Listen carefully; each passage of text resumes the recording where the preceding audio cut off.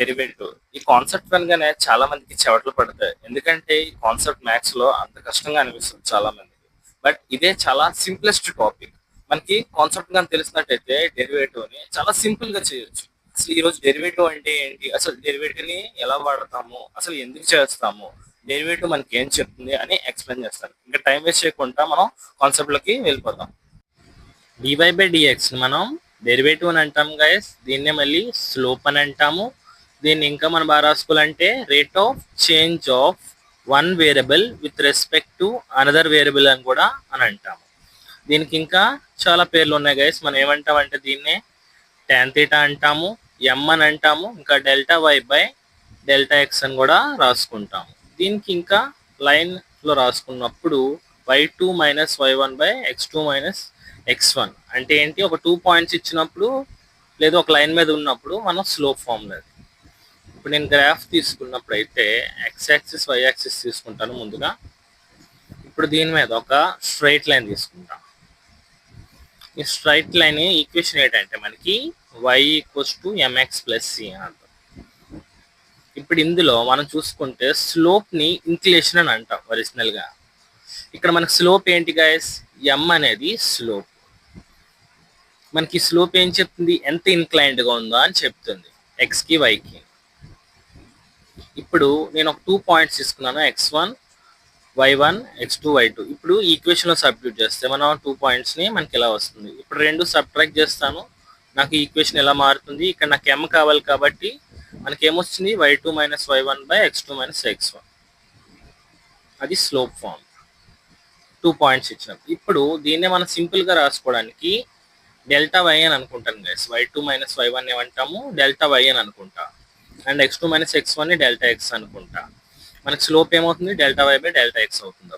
ఇప్పుడు లిమిట్ గురించి చెప్తాను. లిమిట్ అంటే ఏంటి, మనకి డెల్టా ఎక్స్ అనేది జీరోకి అప్రోచ్ అయినప్పుడు మనకి ఏమవుతుంది, సిమిలర్ గా డెల్టా వై కూడా జీరోకి అప్రోచ్ అవుతుంది. ఎందుకు, మీకు ఆల్రెడీ చెప్పాను. రీజన్ ఏంటంటే డెల్టా వై అనేది ఎం డెల్టా ఎక్స్ అంటే మనకి దీని మీద డిపెండ్ అవుతుంది. అందుకనే ఎక్స్ ఎప్పుడైతే జీరో అవుతుందో వై కూడా జీరో అవడానికి చూపిస్తుంది చేంజ్. 0/0 అనేది మనకి అన్డిఫైన్డ్ ఒరిజినల్ గా. ఇప్పుడు దీన్ని ఏం చేస్తామంటే లిమిట్ స్టాండర్డ్ ఫార్ములాస్ ని మనం యూస్ చేస్తాము. అప్పుడు ఏమవుతుంది, మనకి స్టాండర్డ్ ఫార్ములాస్ యూస్ చేసినప్పుడు మనకి ఇది ఒక డెరివేటివ్ కింద మారుతుంది. ఈ విధంగా మనం ఏంటంటే ఫార్ములాస్ ని డెరైవ్ చేస్తాం. దీన్నే డెరివేటివ్ అని అంటాం. ఓకేనా, ప్రతి దానికి మనం డెరైవ్ చేస్తే మనకు ఒక్కొక్క డెరివేటివ్ ఫార్ములా వస్తుంది. ఇప్పటి వరకు మనం స్ట్రైట్ లైన్ అనుకున్నాం. బట్ ఇప్పుడు y equals to F of X అని ఒక కర్వ్ తీసుకుంటున్నాను నేను. ఓకేనా, కర్వ్ అంటే స్ట్రైట్ లైన్ కాదు. ఇప్పుడు ఏమవుతుందంటే మనకి డెరివేటివ్ అనేది ఎఫ్ డాష్ ఎక్స్ వస్తుంది. మనకి లైన్కి అయితే ఏంటి, కాన్స్టెంట్గా ఉంటుంది. ఇప్పుడు చూడండి, నేను ఒక గ్రాఫ్ తీసుకున్నాను. ఓకేనా, y ఈక్వల్స్ టు ఏంటి, ఇది ఒక కోఆర్డినేటిక్ ఈక్వేషన్, మనకి పెరాబుల్ అది. ఓకేనా, గ్రాఫ్ వచ్చేది పెరాబుల్. ఇప్పుడు నేను ఏం చేస్తున్నాను, దీన్ని నేను డెరివేటివ్ కట్టానంటే నాకు డెరివేటివ్ ఫార్ములాస్ యూస్ చేయాలి గైస్ ఇక్కడ. ఓకేనా, 2ax ప్లస్ బి. మనం స్ట్రైట్ లైన్ లో చూసుకున్నప్పుడు మనకి స్లోప్ కాన్స్టెంట్. బట్ అదే కర్వ్స్కి వచ్చేటప్పటికి స్లోప్ అనేది వేరియబుల్. ఎందుక మనకి ఎక్స్ మీద డిపెండ్ అవుతుంది, అంటే పాయింట్ టు పాయింట్ మనకి స్లోప్ వేరీ అవుతుంది. ఇప్పుడు చూడండి ఎలాగుంటుందో కర్వ్ అనేది. మనకి ఒక పెరాబులాగా ఉండి పెరాబులా గీసాను. అండ్ ఇక్కడ బాగా చూసినట్టయితే మనం చూడండి ప్రతి దగ్గర మనకి గ్రాఫ్ అనేది చేంజ్ అవుతూ ఉంటుంది.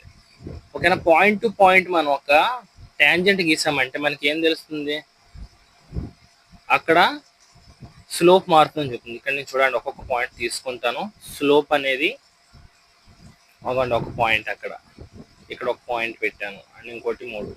ఓకేనా, 1 2 3 అని. ఈ స్లోప్ అనేది 3 పాయింట్స్ దగ్గర మనకి వేరీగా ఉంటుంది. ఎందుకు, ఆల్రెడీ చూసాం 2ax ప్లస్ బి. మనకు ఒక్కొక్క పాయింట్ దగ్గర ఒక్కొక్క ఎక్స్ వాల్యూ ఉంటుంది.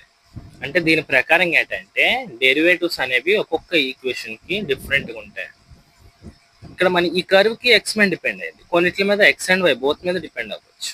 అందుకనే సిమిలర్ గా మనం ఏం చెప్తాం, డిఫరెంట్ ఈక్వేషన్స్ కి డిఫరెంట్ డెరివేటివ్స్ ఉంటాయి.